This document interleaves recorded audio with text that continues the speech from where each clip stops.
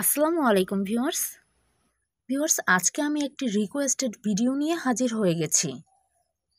আপনারা যারা ছাদ বাগান, টব বা সিমেন্টের বস্তায় ফুল, ফল বা শাকসবজি চাষ করেন তাদের জন্য এই ভিডিওটি খুবই গুরুত্বপূর্ণ।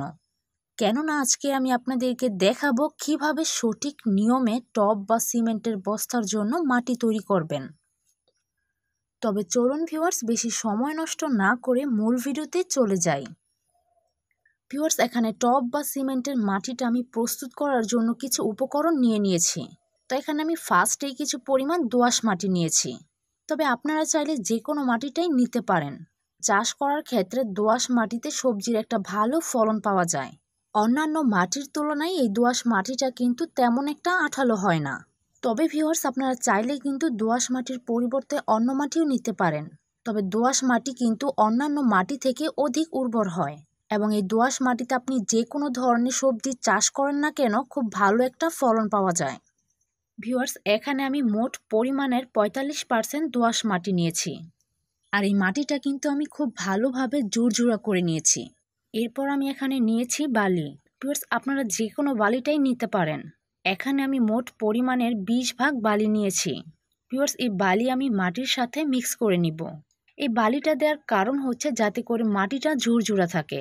এর ফলে আপনি এই মাটি যখন টবে কিংবা সিমেন্টের বস্তায় সবজি চাষ করবেন তখন কিন্তু শিকড়গুলো খুব ভালোভাবে মাটির নিচে চলাচল করতে পারবে।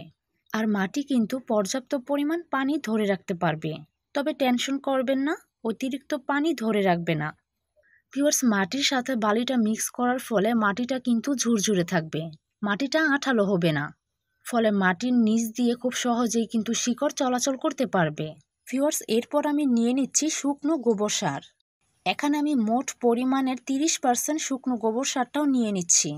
আপনাদের হাতের কাছে যদি শুকনো গোবর সারটা না থাকে তাহলে কিন্তু কাঁচা গোবর সারটা কড়া রৌদ্রে 2 থেকে 3 দিন শুকিয়ে নিয়ে নেবেন। 2 থেকে 3 দিন কাঁচা গোবর সারটা শুকানোর ফলে কিন্তু গোবর সারটা সম্পূর্ণভাবে শুকিয়ে যাবে। কড়া রৌদ্রে কাঁচা গোবর সারটা শুকানোর পরে যখন গোবর সারটা অনেকটা শক্ত এবং ঝুরঝুরে হয়ে যাবে তখনই বুঝতে পারবেন এই গোবর সারটা মাটিতে ব্যবহার করার জন্য সম্পূর্ণ উপযুক্ত। ভিউয়ার্স এই গোবর সারে রয়েছে গাছ বৃদ্ধির জন্য প্রয়োজনীয় সকল প্রকার খাদ্য উপাদান। ভিউয়ার্স এই গোবর সারটা কিন্তু মাটিকে অনেকটাই উর্বর করে। ভিউয়ার্স আপনারা অবশ্যই কিন্তু মাটিটা প্রস্তুত করার ক্ষেত্রে এই গোবর সারটা নিয়ে নেবেন। ভিউয়ার্স এরপর আমি এখানে নিয়ে নিচ্ছি মোট পরিমাণের 5 ভাগ জৈব সার।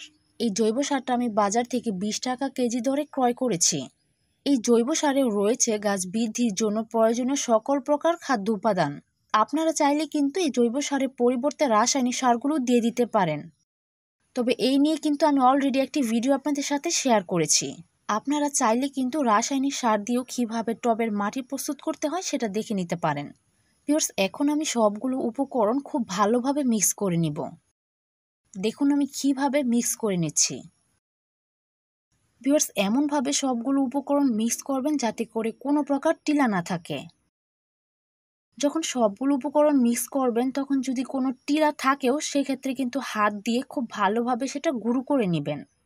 ভিউয়ার্স সবগুলো উপকরণ কিন্তু আমার মিক্স করা হয়ে গেছে। ভিউয়ার্স আমার কিন্তু টবের মাটিটা একদম পারফেক্টলি প্রস্তুত হয়ে গেছে। তো আপনারাও চাইলে কিন্তু খুব অল্প সময় অল্প কিছু উপকরণ দিয়ে টবে কিংবা সিমেন্টের বস্তার জন্য এইভাবেই মাটি প্রস্তুত করতে পারেন। ভিউয়ার্স আপনারা চাইলে কিন্তু এইভাবে মাটিটা প্রস্তুত করার পর সাথে সাথেই বীজ কিংবা চারা লাগিয়ে দিতে পারেন। ভিউয়ার্স আমি আশা করি আপনারা বুঝতে পেরেছেন কিভাবে আপনাদের টবের কিংবা সিমেন্টের বস্তার জন্য মাটিটা প্রস্তুত করবেন। আর অবশ্যই আপনারা ছাদ বাগান কিংবা টবের জন্য এইভাবে মাটিটা প্রস্তুত করবেন। তো ভিউয়ার্স এই ছিল আমার আজকের ভিডিও। ভিউয়ার্স আমার এই ভিডিওটি যদি আপনাদের ভালো লাগে তাহলে অবশ্যই লাইক, কমেন্ট, শেয়ার করবেন। এরপর আপনারা কী ধরনের ভিডিও চান তা অবশ্যই আমাকে কমেন্ট বক্সে কমেন্ট করে জানাবেন। এরকম নিত্য নতুন কৃষিভিত্তিক ভিডিও পেতে অবশ্যই আমাদের সাথে থাকবেন। ভিউয়ার্স আপনারা চাইলে আমাদের ফেসবুক পেজেও যুক্ত হয়ে যেতে পারেন। আমাদের ফেসবুক পেজের নাম হচ্ছে কৃষি পরিবার। সবাই ভালো থাকবেন, সুস্থ থাকবেন এই কামনা করে আজকের মতো বিদায় নিচ্ছি। আসসালামু আলাইকুম।